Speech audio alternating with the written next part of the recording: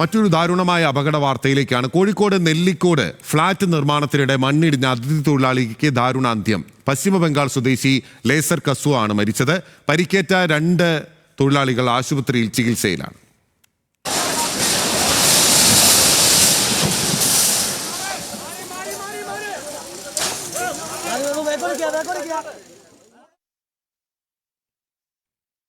നാലാളുകൾ ജോലിയിൽ ഉണ്ടായിരുന്നു. ഇതിൽ 3 പേർ താഴെ ഇറങ്ങിയപ്പോഴാണ് മണ്ണിടിഞ്ഞതെന്ന് രക്ഷപ്പെട്ട തൊഴിലാളി ന്യൂസ് മലയാളത്തോട് പറഞ്ഞു.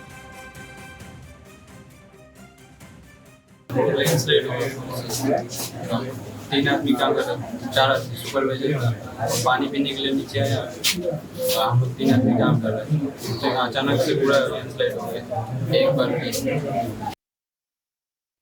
അതേസമയം ഗുരുതര നിയമലംഘനം നടത്തിയാണ് കെട്ടിട നിർമ്മാണം നടന്നിരുന്നത്. കോർപ്പറേഷന്റെ സ്റ്റേ ഉണ്ടായിരുന്നിട്ടും നിർമ്മാണം തുടർന്നു. മണ്ണിടിച്ചിൽ സാധ്യത ചൂണ്ടിക്കാട്ടിയിരുന്നതായി കോർപ്പറേഷൻ കൗൺസിലർ സുജാത പറഞ്ഞു. ഇതിൻ്റെ മണ്ണ് എടുത്ത സമയത്ത് എന്നുവെച്ചാൽ വളരെ കുത്തനെയാണ് മണ്ണ് എടുത്തിട്ടുള്ളത്. ആ സമയത്ത് തന്നെ ഞങ്ങൾ ഇടപെടുകയും അങ്ങനെ എടുക്കാൻ പാടില്ല. അന്ന് ഞങ്ങളെ മുന്നിലുണ്ടായിരുന്നത് ആ വഴി മുഴുവൻ ഇടിഞ്ഞ് ആൾക്കാർക്ക് പോകാൻ പറ്റാത്ത രീതിയിലെത്തും എന്നുള്ളതാണ്. അങ്ങനെ ഞങ്ങൾ ഇവരെ അടുത്ത് പറയുകയും അതിലിടിയും മണ്ണിടിയും അതുകൊണ്ട് അത് പണി നിർത്തിവെക്കാൻ വേണ്ടിയിട്ട് പറഞ്ഞതാണ്. പക്ഷെ വീണ്ടും അവർ എന്ത് ചെയ്തെന്ന് വെച്ചാൽ റീറ്റെയിനിങ് വാളിന് കെട്ടുകയാണെന്നുള്ള നിലക്കാണ് റീറ്റെയിനിങ് വാൾ തുടങ്ങിയത്. പക്ഷേ ഞങ്ങൾ വീണ്ടും ഇവിടെ വന്ന് ഒരു 4 മാസം മുന്നെയാണ് ആദ്യത്തെ വന്നത്. രണ്ടാമത് ഇപ്പം 2 ആഴ്ചൻ്റെ ഉള്ളിൽ ഞങ്ങൾ അവരോട് നിർത്തിവെക്കാൻ വേണ്ടിയിട്ട് ചെയ്യരുത്, പണി നിർത്തിവെക്കാൻ വേണ്ടിയിട്ട് പറഞ്ഞതാണ്. അതിൻ്റെ അടിസ്ഥാനത്തിൽ സമീപവാസികൾ വില്ലേജ് ഓഫീസറെ അറിയിച്ചിട്ടുണ്ട്, ഞാനും അറിയിച്ചതിൻ്റെ അടിസ്ഥാനത്തിൽ അവർ വന്ന് മണ്ണെടുക്കുന്നത് നിർത്തിവെക്കാൻ വേണ്ടി പറഞ്ഞതാണ്. കളക്ടർക്ക് ഉൾപ്പെടെ പരാതി നൽകിയിട്ടും ഒരു നടപടിയും ഉണ്ടായില്ലെന്ന് നാട്ടുകാർ ആരോപിക്കുന്നു. നിർമ്മാണം തുടങ്ങിയതോടെ സുരക്ഷ ഇല്ലാതെയായി. സ്റ്റേ ചെയ്യിച്ചിട്ടും നിർമ്മാണം തുടർന്നെന്നും നാട്ടുകാർ ആരോപിച്ചു. ഇന്ന് രാവിലെ ഇടിഞ്ഞു വീഴുന്ന ഒരാഴ്ച മുന്നേ ഇത് ഇടിയാൻ തുടങ്ങി. അന്ന് ഞങ്ങൾ വില്ലേജ് ഓഫീസർക്ക് ഒരു പരാതി കൊടുത്ത് വിവരാവകാശം വെച്ചിട്ട് ഇതുവരെ ഞങ്ങൾ കൊടുത്തതിന് ഞങ്ങൾക്ക് ഒരു കളക്ടർക്ക് കൊടുത്ത് ഇത് മണ്ണെടുത്തതിന്റെ പിറ്റേന്ന് എത്ര സമയമായി മണ്ണ് ഡിസംബറിൽ നിങ്ങൾ ഈ നിർമ്മാണ പ്രവർത്തികൾ തടഞ്ഞിരുന്നു?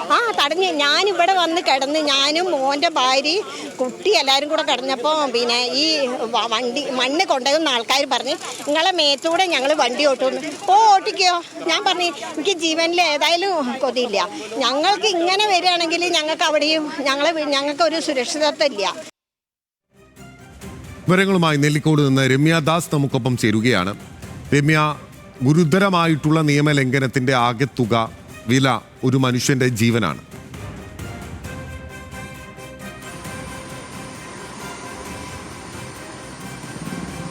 തീർച്ചയായും ബിനിൽ, കാരണം ഏറ്റവും ഗുരുതരമായ ക്രമക്കേട് നടന്നിട്ടുണ്ട് എന്ന് നമുക്ക് വെളിവാകുന്നതാണ് ഇന്നത്തെ ഈ സംഭവം. കാരണം പല തവണ ഇവിടെ സ്റ്റോപ്പ് മെമ്മോ നൽകിയതാണ് മണ്ണെടുക്കുന്നതുമായി ബന്ധപ്പെട്ട്. കാരണം അത്തരത്തിൽ വളരെ ദുർബലമായ പ്രദേശമാണ്. അതുപോലെ തന്നെ അത് അവിടെ പ്രദേശവാസികൾ ഉൾപ്പെടെ നമ്മളവിടെ ചെന്നപ്പോൾ പറഞ്ഞതാണ്. കാരണം കുത്തനെയാണ് ഇത്തരത്തിൽ ഈ പ്രദേശത്ത് നിന്നും മണ്ണെടുക്കുന്നത്. അപ്പോൾ ഇതുമായി ബന്ധപ്പെട്ട് നിരവധി പ്രദേശവാസികൾ നിരവധി തവണ കളക്ടർക്ക് ഉൾപ്പെടെ ഇത്തരത്തിൽ അവിടെ മണ്ണെടുക്കരുത്, കാരണം സമീപത്തുള്ള വീടുകൾക്ക് അത് മണ്ണിടിച്ചിൽ ഉൾപ്പെടെയുള്ള കാര്യങ്ങൾ നടക്കുമ്പോൾ സമീപത്തുള്ള വീടുകൾക്ക് എല്ലാം അത്തരത്തിൽ ഭീഷണി ഉണ്ടാകുന്നതാണ്. അതിനാൽ തന്നെയാണ് അവിടെ മണ്ണെടുക്കൽ ഉൾപ്പെടെയുള്ള നിർമ്മാണ പ്രവർത്തനങ്ങൾ നിർത്തിവെക്കണമെന്ന് ആവശ്യപ്പെട്ടുകൊണ്ട് ഇത്തരത്തിൽ സ്റ്റോപ്പ് മെമ്മോ അവിടെ നൽകിയിട്ടുണ്ടായിരുന്നത്.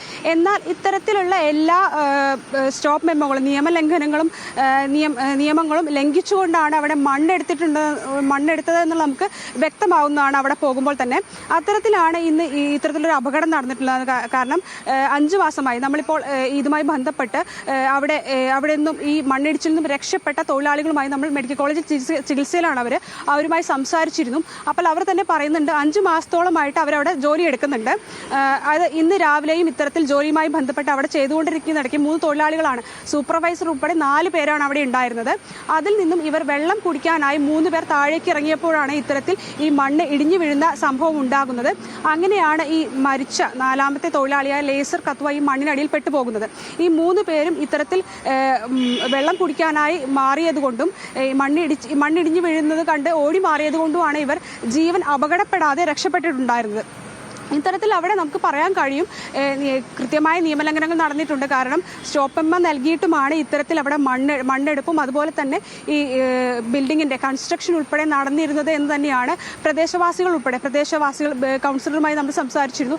അവരും പറയുന്നുണ്ട്. കാരണം നിരവധി വീടുകൾക്ക് ഭീഷണിയുള്ളതുകൊണ്ട് തന്നെ അവിടെ നിർമ്മാണ പ്രവർത്തനങ്ങൾ നടത്താൻ പാടില്ല, മണ്ണെടുക്കാൻ പാടില്ല തുടങ്ങിയ നിർദ്ദേശങ്ങളെല്ലാം അവിടെ പറഞ്ഞിരുന്നു. പക്ഷേ അതിനെ ഒരു തരത്തിലും അവർ കേട്ടിരുന്നില്ല. കൃത്യമായ നിയമലംഘനം നടന്നിരുന്നു. ഈ ഡിസംബറോട് കൂടിയാണ് ഇത്തരത്തിൽ അവിടെ നിർമ്മാണ പ്രവർത്തനങ്ങൾ ആരംഭിച്ചിരുന്നത് എന്ന് തന്നെയാണ് പ്രദേശവാസികൾ പറയുന്നത്.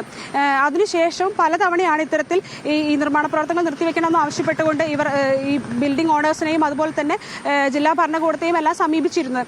കഴിഞ്ഞ ദിവസവും ഈ മണ്ണെടുപ്പ് തുടർന്നതിനാൽ ഇത്തരത്തിൽ നിർമ്മാണ പ്രവർത്തനങ്ങൾ അവിടെ തുടർന്നതിനാൽ ഇവർ തഹസിൽദാർ ഉൾപ്പെടെ കാണുകയും ഇത്തരത്തിൽ അവിടെ നിർമ്മാണ പ്രവർത്തനങ്ങൾ നിർത്തിവെക്കണമെന്നും ആവശ്യപ്പെട്ടിരുന്നു എന്നുള്ളതും പറയുന്നുണ്ട്. തുടർച്ചയായ നിർമ്മാണ പ്രവർത്തനം നിർത്തണമെന്ന് ആവശ്യപ്പെട്ടു. നാട്ടുകാർ പരാതി കൊടുത്തു, കലക്ടർക്ക് പരാതി കൊടുത്തു, കോർപ്പറേഷന് പരാതി കൊടുത്തു. കോർപ്പറേഷൻ നിർമ്മാണ പ്രവർത്തനം നിർത്തിവെക്കാൻ ആവശ്യപ്പെട്ടിട്ട് പോലും അവർ നിർമ്മാണ പ്രവർത്തനം നിർബാധം തുടർന്നു. അതിന്റെ ഫലമായാണ്, അശാസ്ത്രീയ നിർമ്മാണത്തിന്റെ ഫലമായാണ് അവിടെ മണ്ണിടിച്ചിൽ ഉണ്ടായത്. അങ്ങനെയാണ് ഒരു മനുഷ്യന്റെ ജീവൻ നഷ്ടമാകുന്ന സ്ഥിതി കൂടി ഉണ്ടായിരിക്കുന്നത്.